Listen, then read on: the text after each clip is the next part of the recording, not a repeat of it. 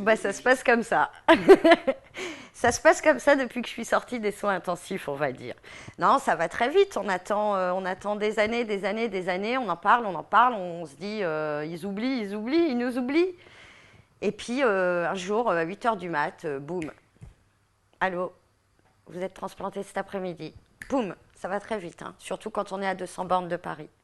Donc, voilà quoi, c'est merveilleux.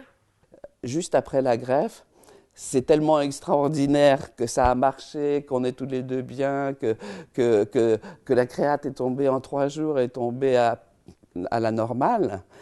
C'est tellement formidable qu'on est sur un nuage. Enfin, tous les deux et moi particulièrement, c'est-à-dire on marche dans les cieux, quoi. C'est vraiment formidable. Et le matin, j'ai quitté mon domicile et j'étais pas du tout en forme. Et le soir, je devais prononcer une conférence. Donc, pour me faire booster, je suis allé à mon hôpital de dialyse habituel, mais sans prévenir personne. Et l'hôpital, le centre de greffe a appelé à mon domicile, il ne savait pas où j'étais, à mon bureau, il ne savait pas où j'étais. Et c'est mon assistante qui a eu la présence d'esprit de me trouver à l'hôpital. Donc j'ai attendu 4 ans. Il y avait une attente de 3 ans en moyenne. Et je l'ai eu 4 ans après. J'ai fait transplantation, soins intensifs.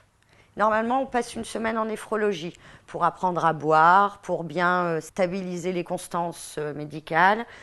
Et j'en suis ressortie super bien. Mais normalement, actuellement, j'ai 3 à 4 examens par an, enfin les choses classiques, où il y a tous les prélèvements biologiques, on vérifie que l'équilibre médicamenteux est bon. Et oui, les médicaments à vie, oui, bien sûr. Enfin, sauf si un jour on nous donne un traitement qui fait qu'on n'a plus besoin de prendre un traitement après. Mais a priori, j'ai un traitement à vie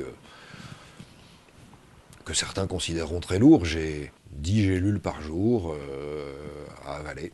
Bon, c'est une routine.